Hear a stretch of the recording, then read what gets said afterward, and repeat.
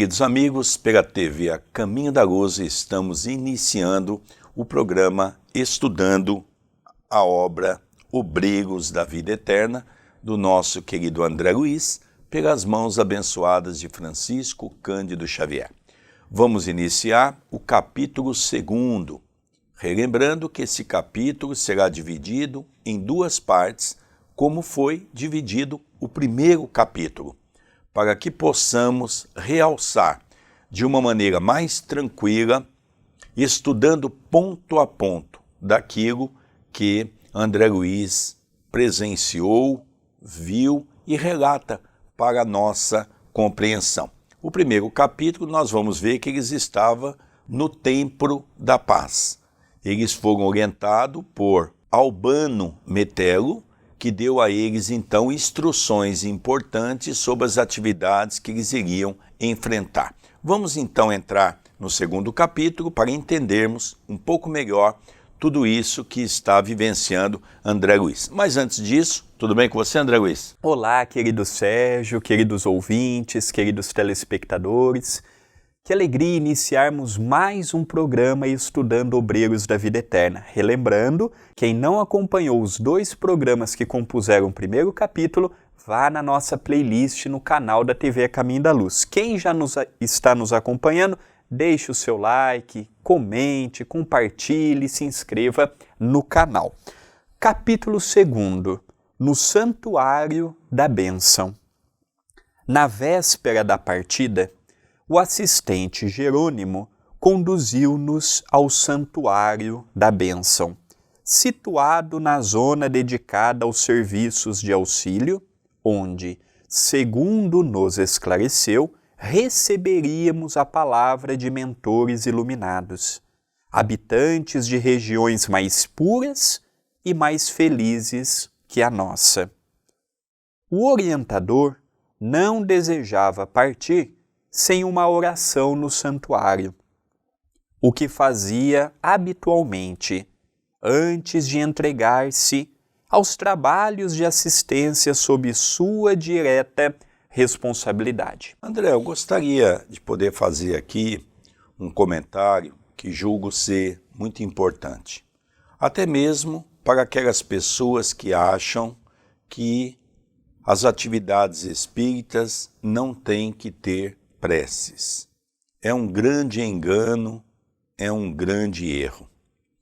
Nós vamos perceber que no primeiro capítulo, eles foram no Templo da Paz buscar orientações. Agora, eles estão em um outro recinto, dos quais era a véspera da sua viagem, e eles foram no Santuário de Bênção orar. A oração, ela é o instrumento, ela é o alimento da nossa alma. Então nós vamos perceber que nosso lar, que já é uma cidade nos moldes do mundo de regeneração, os espíritos oram e muito. Nós sabemos que aonde pedem para não ter muita oração é ambiente das trevas. É processos obsessivos. Então nós precisamos nos atentar muito a esta colocação. É um detalhe, mas de suma importância. E também neste templo que eles estão, na verdade o Santuário da Bênção, eles também vão ter contato com entidades mais evoluídas. Enquanto no Templo da Paz tiveram um campeão da assistência à crosta, aqui nós vamos ver o diálogo com entidades mais evoluídas que não conseguem estar presencialmente pelo grande grau evolutivo que eles se encontram. E o outro ponto é o que o nosso querido Sérgio, com muita propriedade, comentou, a importância de não subestimar as trevas. Jerônimo era preparado e capacitado, mas ele respeitava que ele poderia encontrar inúmeros desafios. Então isso aqui é um dado muito importante. Continua a narrativa. À tardinha, pois, em virtude do programa delineado, encontrávamo-nos todos em vastíssimo salão, singularmente disposto, onde grandes aparelhos elétricos se destacavam ao fundo, atraindo-nos a atenção. André, vamos tentar explorar o máximo possível da leitura para nós entendermos algumas coisas que quem lê às vezes não percebe, passa desapercebido. Quando ele fala que ele entrou num salão que tinha muitos aparelhos elétricos. Vamos notar que nós estamos falando de um livro que foi trazido para nós em 1946. A eletricidade já havia, mas de maneira muito precária. Eu nasci em 1962 e me lembro que, ainda muito jovem, eu ia para a casa dos meus avós em Inconfidentes, aqui no sul de Minas, e pouquíssimos lugares tinha luz. Imagine 1946. Ou seja, se não tinha luz, muito menos aparelhos elétricos, muito menos aparelhos avançados. Eu gostaria que nós nos atentássemos a essa literatura, voltando no tempo e no espaço, para entendermos que o que nós temos hoje aqui veio de lá para cá, para nós podermos compreender bem essa colocação. Isso me chamou a atenção, André. Continua André Luiz. A reduzida assembleia era seleta e distinta. A administração da casa não recebia mais de 20 expedicionários de cada vez. Em razão do preceito, apenas 3 grupos de socorro, prestes a partir a caminho das regiões inferiores, apresentavam a oportunidade. O conjunto de 12, presidido por uma irmã de porte venerável, de nome Semprônia, que se consagraria ao amparo dos asilos de crianças desprotegidas. O grupo chefiado por Nicanor, um assistente muito culto e digno, que se dedicaria, por algum tempo, à colaboração nas tarefas de assistência aos loucos de antigo hospício, e nós outros, os companheiros encarregados de auxiliar alguns amigos em processo de desencarnação. Perfazíamos o total de 20 entidades. Vamos então aqui perceber que no capítulo anterior, quando nós vamos estudar o Templo da Paz, tinha um número enorme de pessoas que eram divididas em grupos já pré-estabelecido, com trabalho muito perto da região da crosta. Agora, já eles se reunindo no santuário de bênçãos, nós vamos perceber que só podia entrar até 20 pessoas. E essas 20 pessoas estavam divididas em 3 grupos. O primeiro grupo, com 12 pessoas, era administrada por essa senhora, com um ar muito distinto, chamado Semprônia, que ela tinha como base cuidar do quê? Dos asilos de criança desprotegida, ou seja, as casas do caminho, as casas transitórias, não é? Então esses espíritos davam apoio a esses entes. O outro grupo era liderado por Nicanor. Nicanor estava com um grupo de 4 pessoas contando com ele, e Nicanor tinha uma experiência com trabalhos em hospitais psiquiátricos, aquilo que nós chamamos de loucos. E o outro grupo, para completar os 20, era o grupo de Jerônimo, que tinha 4 pessoas, incluindo Jerônimo, e eles estavam ali com uma tarefa de atender, como ele mesmo diz aqui, eles iam atender alguns irmãos que estavam sendo desencarnados, que estavam ligados a nosso lar. Nós vamos ver que são 5 os irmãos que estavam para desencarnar, e eles então foram socorrer esses irmãos porque tinha uma ficha de trabalho para atender. Mas durante esse tempo nós vamos perceber que muitas coisas acontecem ao transcorrer dessa obra. Continua a leitura. O instrutor Cornélio, diretor da instituição, atendido por um assessor, palestrava conosco, demonstrando simplicidade e fidalguia, magnanimidade e entendimento. Logo de início, em nossa administração, explicava-nos: procuramos estabelecer o aproveitamento máximo do tempo com o mínimo de oportunidade. Para concretizar a providência, desde muito não recebemos indiscriminadamente os grupos socorristas. Reunimos os conjuntos de serviço de acordo com as situações a que se destinam. Em dia de recepção, aos que vão prestar serviços na crosta, não atendemos colaboradores incumbidos de operar exclusivamente nas zonas de desencarnados, como sejam as estações purgatoriais e as que se classificam como francamente tenebrosas. Há que ordenar as palavras e selecioná-las, criando-se campo favorável aos nossos propósitos de serviço. A conversação cria o ambiente e coopera, em definitivo, para o êxito ou para a negação.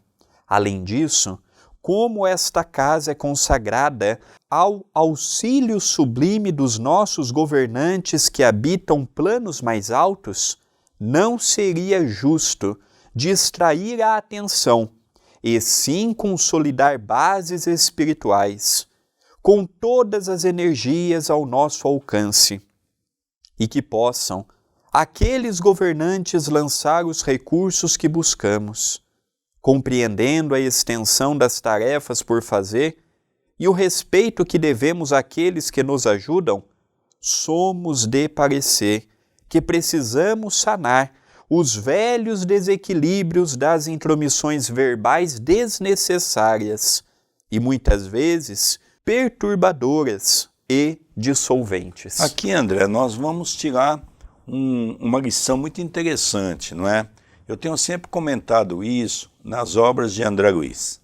Aqueles que acham que ser espírita, ou seja, dar passe, ir para o mediúnico, ir para as tarefas assistenciais, não precisam de esclarecimento, é um grande engano, é um engodo. Nós precisamos mudar a nossa maneira de pensar no movimento espírita. Não precisamos fazer um curso universitário para se dar passe, mas temos que ensinar às pessoas o que é o magnetismo, o que é uma transfusão de energia, como o médium tem que se comportar, como tem que ser a alimentação do médium, quais os pensamentos que o médium tem que ter no dia de atividade, quais as leituras que ele precisa ter.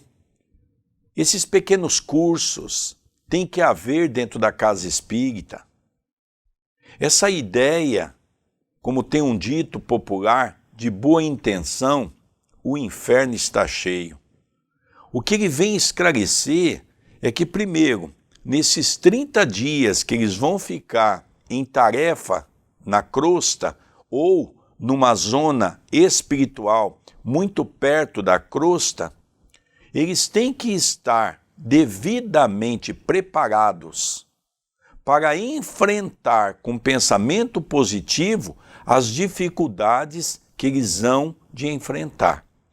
Ao longo do estudo, nós vamos perceber que são muitas as dificuldades, são muitos os problemas. Nós vamos ver que em certo momento eles chegam até a balançar. E isso já é previsto. Por isso que Nicanor deixa bem claro a importância do pensamento positivo, o coração voltado para o amor, a certeza de que eles estão indo para um trabalho com Jesus. Não é uma excursão de passeio, como muitos espíritas às vezes se comportam no centro espírita. Nós precisamos entender a seriedade de tudo aquilo que Nicanor começa a explicar para todos eles. Não é mesmo, André Luiz? Aos domingos pela manhã, eu e o nosso querido Sérgio apresentamos o programa Chico Xavier, um homem chamado Amor, através da rádio Boa Nova, em Guarulhos. E é um programa que nós temos muito prazer em fazer, porque falar do Chico é de muita valia para o nosso espírito. E há uma história que o nosso querido Sérgio vai lembrar também, e se tiver alguém que nos assiste, que acompanha o programa, também vai lembrar. Ramiro Gama conta que quando o Chico estava num daqueles momentos de maior encruzilhada pelas perseguições que ele, o seu irmão José Xavier, recebiam ao estarem no Centro Espírita Luiz Gonzaga, eles estavam caminhando certa feita e eles ambos estavam falando, olha, um companheiro abandonou a jornada, o outro companheiro deixa a desejar. E Emmanuel, naquela figura paternal, mas também na condição de um mentor amigo, disse, Chico, tenha caridade para com os companheiros. O trabalho é teu, faça a tua parte. Não entre por este caminho, porque não vai levar a lugar nenhum.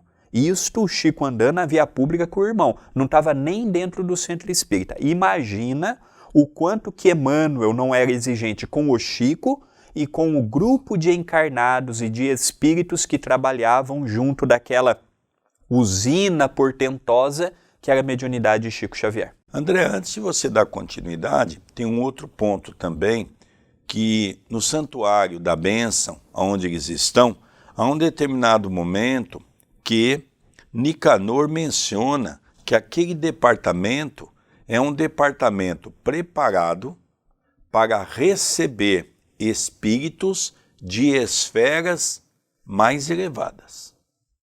Então nós sabemos que nosso lar está no chamado umbral fino, ou seja, é como uma divisa de município, uma divisa de estado, né? Mudando de uma faixa para outra. Ou seja, quem que frequenta esse ambiente? O santuário da bênção. Espíritos de evolução muito maior. Então, por isso que Jerônimo levou os 3 que iriam lhe acompanhar para que pudesse ter uma noção mais completa da espiritualidade. Nós vamos ver um pouco mais adiante que maravilha daquilo que ocorre nessa reunião. E para continuarmos a leitura, vale a pena mencionarmos que quando nós lemos o livro Nosso Lar, tem muitas revelações ocultas ainda. E há um ponto que poucas pessoas percebem daquele livro, que é o seguinte, Nosso Lar, as dimensões espirituais é a feição de um prédio. Nosso lar é uma cidade que está no 4º andar, mas nosso lar deve obediência às cidades que estão acima dele. Existe nosso lar em cima de nosso lar. Tanto é que nós vemos que o ministério mais evoluído, o da união divina, eles devem obediência. Da mesma forma que no Centro Espírita nós ouvimos carinhosamente o pedido e o conselho da espiritualidade, temos toda a liberdade no plano físico e submetemos a vontade dos espíritos no plano espiritual, assim também ocorre nas cidades espirituais. Continua André Luiz. Enquanto lhe ouvimos as ponderações, encantados, imprimiu ligeiro intervalo as sentenças esclarecedoras e continuou. Aliás, o profeta enunciou há muitos séculos que a palavra dita a seu tempo é maçã de ouro em cesto de prata. Se estamos, portanto, verdadeiramente interessados na elevação, constituímo-nos inalienável dever do conhecimento exato do valor tempo, estimando-lhe a preciosidade e definindo cada coisa e situação em lugar próprio, para que o Verbo, potência divina, seja em nossas ações o colaborador do Pai. Sorrimos satisfeitos, nada mais razoável e construtivo, opinou Semprônia, a destacada orientadora que dirigiria pela primeira vez a expedição de socorro aos orfãozinhos encarnados. O dirigente do santuário, reconhecendo, talvez, como nos sentíamos necessitados de esclarecimento quanto ao uso da palavra, prosseguiu.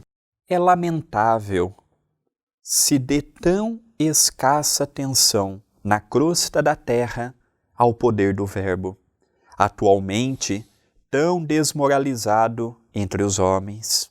Nas mais respeitáveis instituições do mundo carnal, segundo informes fidedignos das autoridades que nos regem, a metade do tempo é despendido inutilmente, com conversações ociosas e inoportunas. Isso, referindo-nos somente às mais respeitáveis. Não se precatam nossos irmãos em humanidade de que o Verbo está criando imagens vivas que se desenvolvem no terreno mental a que são projetadas, produzindo consequências boas ou más, segundo a sua origem. Essas formas naturalmente vivem e proliferam, e considerando-se a inferioridade dos desejos e aspirações das criaturas humanas, semelhantes criações temporárias não se destinam senão a serviços destruidores, por meios de atritos formidáveis, se bem que invisíveis. Notava-se claramente o interesse que suas definições despertavam nos ouvintes. Em seguida, a uma pausa mais longa, tornou cuidadoso.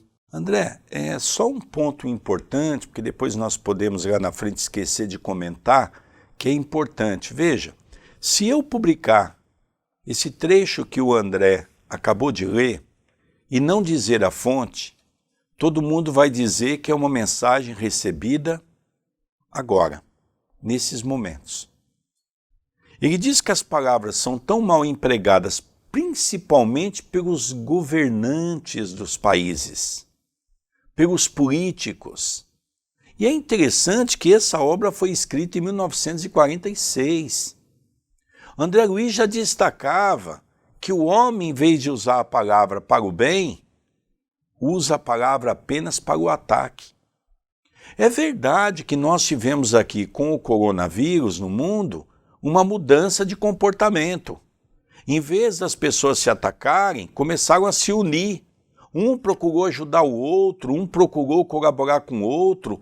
Países que não se conversavam começaram a se conversar numa ajuda mútua. Então esse ponto é muito importante, nós não podemos desperdiçar esse comentário. Por quê? Porque isso sempre foi o mal da humanidade. Porque disse Jesus, o que fala a tua boca é o que está cheio o seu coração.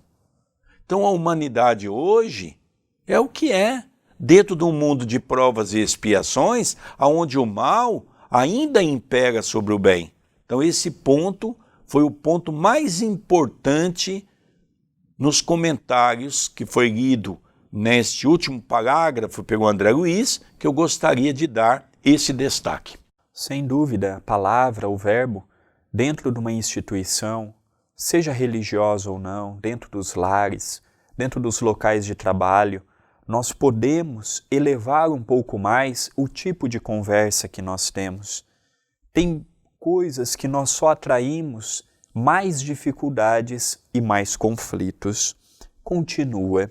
Toda conversação prepara acontecimentos de conformidade com a sua natureza, dentro das leis vibratórias que nos circundam por todos os lados.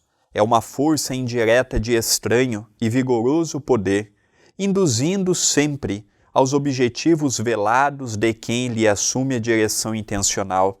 Encarregados de assumir a chefia desta casa, trouxemos instruções de nossos maiores para suprimir todos os comentários tendentes à criação de elementos adversos aos júbilos da bênção divina. É por isso que, graças ao amor providencial de Jesus, temos conseguido a manutenção de um instituto em que os nossos mentores de mais alto se fazem sentir, a ausência de qualquer palavra menos digna e a presença contínua de fatores verbais edificantes facilitam a elaboração de forças sutis, nas quais os orientadores divinos encontram acessórios para se adaptarem, de algum modo, às nossas necessidades na edificação comum. Quando o nosso pensamento é positivo, as nossas palavras são positivas e as companhias espirituais são de espíritos positivos. É muito simples assim. Quando estamos desequilibrados, com pensamentos raivosos, de ódio, o nosso falar se externa da mesma maneira e as nossas equipes espirituais que nos acompanham são espírito da mesma estirpe. É simples assim. Cada um projeta o que pensa e cada um acolhe os pensamentos espirituais que lhe vêm através da sua forma pensamento. Todas as pessoas, principalmente um destaque para você que não conheceu Chico Xavier. Todas as pessoas que você ouvir falar que esteve com Chico Xavier, todos eles têm uma história para te contar. São milhares e milhares e milhares de histórias pessoais pela qual o Chico foi compartilhando. Não se tem na história dos 92 anos de Chico Xavier uma frase de Chico que seja uma frase lamentável, uma frase de desordem, uma frase usando palavrões, uma frase fazendo uma fofoca, uma frase desprestigiando o outro. Nunca. Não existe na história de Chico Xavier uma história que possa ser negativa. Então isso mostra que Chico chegou num patamar evolutivo pelo seu esforço, pela sua dedicação. E aqui nós vamos ver que os irmãos que estão se propondo a vir à crosta não são espíritos dessa natureza, da natureza de Chico Xavier. Mas eles estão sendo orientados a tomarem muito cuidado, a serem vigilantes com o pensamento. E aqui também é um alerta para as casas espíritas. Temos feito muitas palestras e também há uma luta muito grande no Centro Espírita Perdão, Amor e Caridade, que não é modelo e nem é um centro melhor do que nenhum outro. Mas às vezes nós chegamos num centro espírita, é tanto falatório, é tanta brincadeira, é tantas coisas fora de lugar. Não é para entrarmos mudo e sairmos calado do centro espírita, mas todo templo, espírita e não espírita, cristão e não cristão, que se consagra a trabalhar com a espiritualidade, tem que ter um pouco mais de cooperação de nós, os encarnados. Tem que ter um pouco mais de vigilância. Do contrário, os espíritos não penetram em nós e nós não penetramos no pensamento dos espíritos. Continua a leitura. Fez um gesto do narrador que se recorda de minudência importante e informou. Encetando o nosso trabalho modesto, fomos defrontados por reações apreciáveis. Procurava-se, então, o santuário sem qualquer preparação íntima. Nossos amigos prosseguiam repetindo o cenário da crosta, em que os devotos procuram os templos como os negociantes buscam mercados. Devíamos administrar dons espirituais como quem dirige um armazém de vantagens fáceis ao personalismo inferior. Desde o primeiro dia, porém, amparados na delegação de competência que nos foi concedida, golpeamos fundo o velho hábito. Durante alguns dias, gastamos tempo ensinando a reverência devida ao Senhor, a necessidade da limpeza interna do pensamento e a abolição do feio costume de tentar o suborno da divindade com falaciosas promessas, e quando sentimos conscienciosamente que as lições estavam findas, iniciamos a aplicação de medidas retificadoras, registros vibratórios foram instalados, assinalando a natureza das palavras em movimento. Desde aí, foi muito fácil identificar os infratores e barrar-lhes a entrada na câmara de iluminação, onde realizamos nossas preces.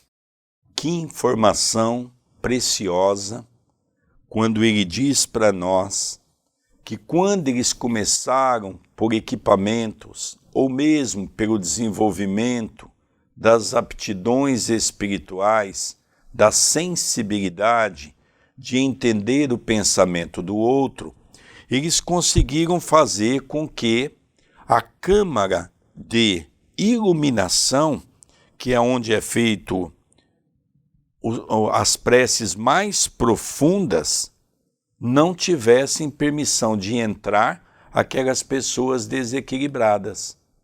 Então nós estamos tratando em 1946 de uma situação que é até hoje.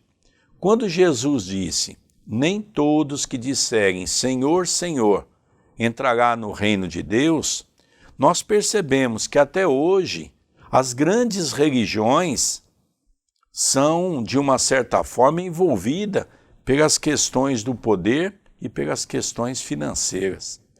Jesus, na verdade, virou um mero produto de venda. Um mero produto de venda, onde as pessoas vendem a sua imagem e onde as pessoas exploram a sua imagem para se favorecerem financeiramente de tudo isso. Então aqui nós estamos começando a perceber que o pensamento é tudo. É na questão 621 do Livro dos Espíritos, aonde está escrito a lei de Deus. Os Espíritos respondem na consciência. Nós podemos enganar o outro, mas não somos capazes de enganar a nós mesmos e muito menos os espíritos que nos acompanham. Um enganador terá os espíritos da mesma condição vibratória. Então nós vamos perceber que essa informação aqui é importante. Mesmo dentro de nosso lar, antes deles chegarem nessa conclusão, eles tiveram muitas dificuldades, porque eles não conseguiam detectar quem era sincero, quem não era sincero. Então aqui ele está mostrando a importância do pensamento, que hoje já é algo passivo de ser analisado pelo outro. E eu vou dar um exemplo, André, para o nosso entendimento, Chico Xavier. Você tinha que tomar muito cuidado de chegar perto de Chico Xavier, porque Chico Xavier lia os nossos pensamentos, ele tinha esse dom. É uma característica da mediunidade anímica que ele tinha. Eu me lembro de uma história de uma moça, uma jornalista, que foi mandado pelo jornal para fazer uma entrevista com o Chico. Ela não foi de bom grado, ela já foi revoltada. Quando ela estava perto do Chico, a uma certa distância, ela começou a olhar o jeito do Chico, o trejeito do Chico. E quando ela chegou perto, ela pensou: mas eu vou ter que entrevistar esse homem é homossexual. E ela começou a viajar pelo pensamento. Quando ela chegou perto do Chico, o Chico lhe cumprimentou com muita ternura, olhou para ela e disse: minha irmã, eu não sou o que você está pensando. Então, é isso que ele vem dizer aqui. Algumas pessoas conseguem desenvolver esta aptidão. Continua. Observando, talvez, que alguns de nós faziam certas considerações mentais, observou, sorridente: cremos desnecessária qualquer alusão ao imperativo dos pensamentos limpos. Quem busca uma casa especializada em abençoar não pode hospedar ideias de ódio ou maldição. Compreendemos prontamente a finalidade do ensino indireto e delicado e calamo-nos, prevenidos quanto à necessidade de resguardar a mente contra as velhas sugestões do mal, desejando facilitar-nos as expansões de alegria e cordialidade. Cornélio olhou fixamente um grande relógio que apresentava simbolicamente, no mostrador, a caprichosa forma de um olho humano, de grandes proporções, em que 2 raios luminosos indicavam as horas e os minutos, e falou em tom fraternal: teremos hoje, conforme notificação recebida há vários dias, a visita de um mensageiro de alta expressão hierárquica. Contudo, antes desse acontecimento excepcional, dispomos ainda de algum tempo, considerando o preito de amor que devemos aos que nos orientam do plano superior. Não convém emitir a nossa evocação de bênçãos, nem antes, nem depois do horário estabelecido. Estejam, pois, à vontade os cooperadores. E, fixando o olhar nos 3 encarregados de serviço, acrescentou, após as reticências: enquanto me entendo particularmente com os chefes das missões, temos quase 1 hora para a troca de ideias construtivas. Aqui, André, nós vamos ver uma coisa que nos chama a atenção, não é? As pessoas da década de 40, quando leu isso, devem ter achado alguma coisa muito estranha, um relógio grande, em forma de um olho, e os ponteiros da hora e os ponteiros do minuto era como se fosse uma seta luminosa, né? Veja, hoje nós já temos isso. Então nós percebemos que muitas coisas que pareciam ser estranhas, hoje nós já trouxemos através da ciência para os nossos meios. Isso é um ponto que nos chamou a atenção. O segundo ponto, André, é que agora vai receber um espírito de alta esfera, ou seja, ou da 5ª, ou da 6ª, ou mesmo da 7ª dimensão, que é o gabinete de Jesus. Então agora nós vamos ver que coisa linda que é a mensagem que esse irmão vai trazer, não só para aquelas 20 pessoas que ali estavam, mas para todos nós. E um ponto interessante, André, é que a reunião está acabando, porque ele deu uma pequena pausa, porque ele queria conversar com Semprônia, com Jerônimo e também com Nicanor. Então Cornélio iria conversar com os 3 enquanto ele dava um tempo para que os outros pudessem se conhecer, os outros 17 membros que ali estavam.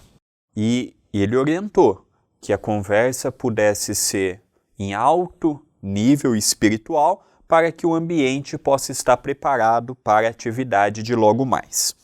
Cornélio passou a dirigir-se de modo confidencial aos nossos orientadores e, fracionados em grupinhos diversos, entabulamos conversações amigas.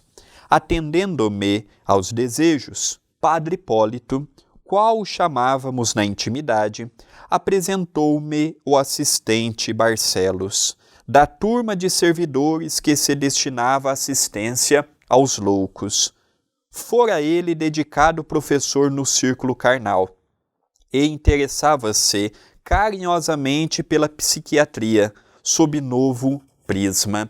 Acolheu-me com fidalgo tratamento e, após as primeiras saudações, perguntou bondoso: é a primeira vez que integra uma expedição socorrista?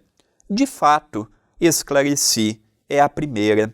Tenho acompanhado diversas missões de auxílio na crosta, mas na condição de estudante, com reduzidas possibilidades de cooperação.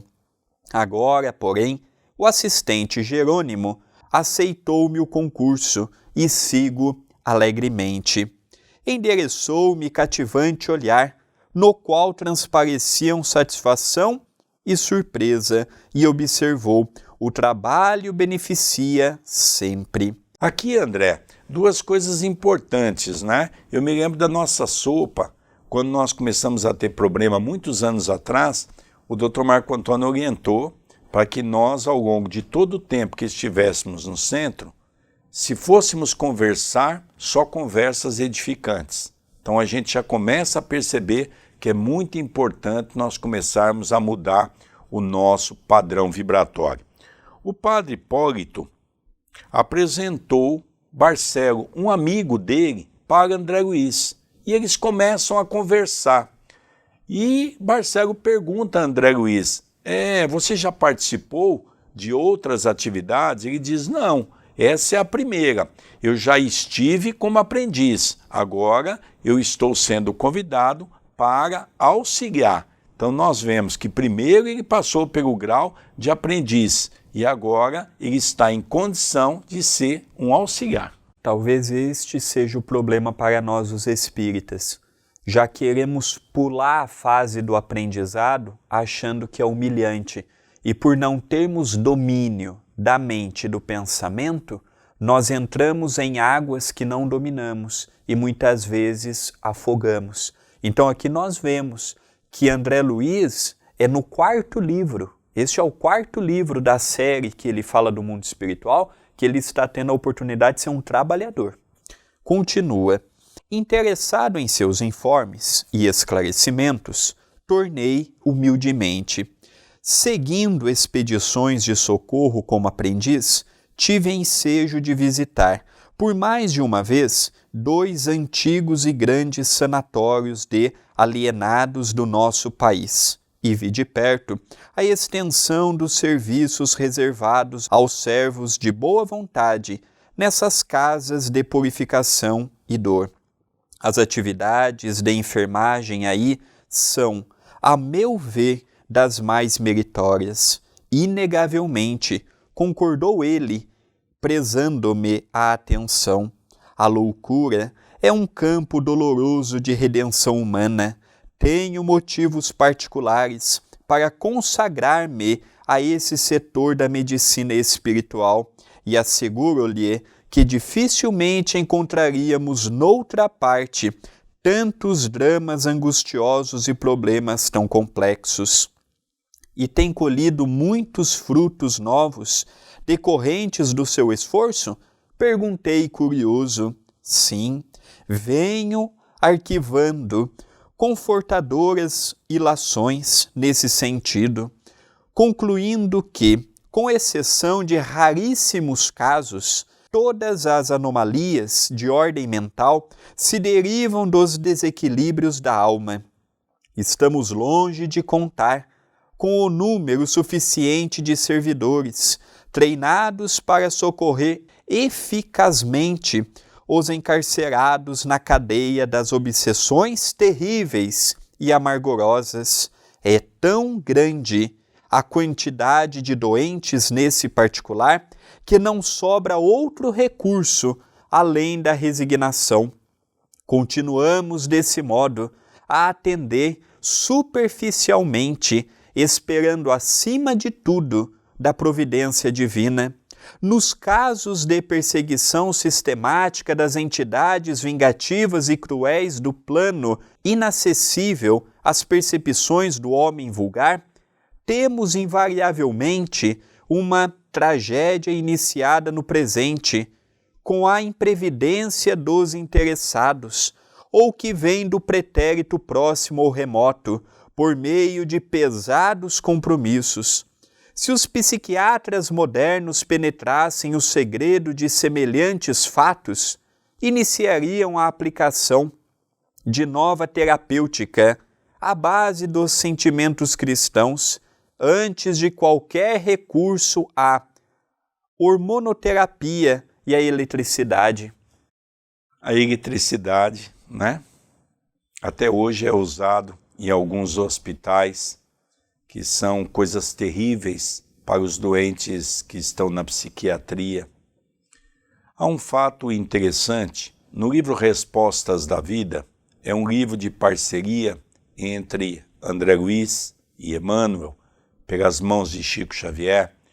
Numa mensagem de André Luiz, ele diz que quando nós entrarmos no mundo de regeneração, nós não teremos mais na Terra os hospitais psiquiátricos. E exatamente aqui, Barcelo vem explicar a André Luiz que o problema das pessoas é problemas da alma, do espírito. E nós sabemos que são problemas ligados aos processos obsessivos. Então Barcelo diz para André Luiz que quando os médicos conhecerem as questões espirituais e não ficarem tão só preocupados com as questões financeiras, nós vamos conseguir grandes conquistas, grandes avanços para com essa área da psiquiatria. É muito interessante nós analisarmos tudo isso, não é? É o passado, né, o nosso pretérito, hoje vivenciado no nosso presente, nesse grande envolvimento entre encarnados e desencarnados, num processo de possessão, ligando-nos e arremessando-nos naquilo que fizemos de mal em outrora. Então isso é muito importante, essa informação de Barcelo. Sem dúvida, esta conversa é muito curiosa. Nós vamos ler mais uma parte e o programa seguinte, que vai ser a continuidade final do nosso estudo. Então nós vamos ler apenas mais uma partezinha para encerrarmos o programa de hoje. Recordei os serviços de assistência a obsediados, que acompanhara atentamente e aduzi. Examinei alguns casos torturantes de obsessão e possessão, que me impressionaram sobremaneira pela quase completa ligação mental entre os verdugos e as vítimas. Barcelos esboçou significativo gesto e acentuou: é a terrível história viva dos crimes cometidos em movimentação permanente, os cúmplices e personagens desses dramas silenciosos e muita vez ignorados por outros homens, antecedendo os comparsas no caminho da morte, tornam amedrontados ao convívio dos seus, em face das sinistras consequências com que se defrontam além do túmulo, agarram-se instintivamente à organização magnética dos companheiros encarnados ainda na crosta, viciando-lhes os centros de força,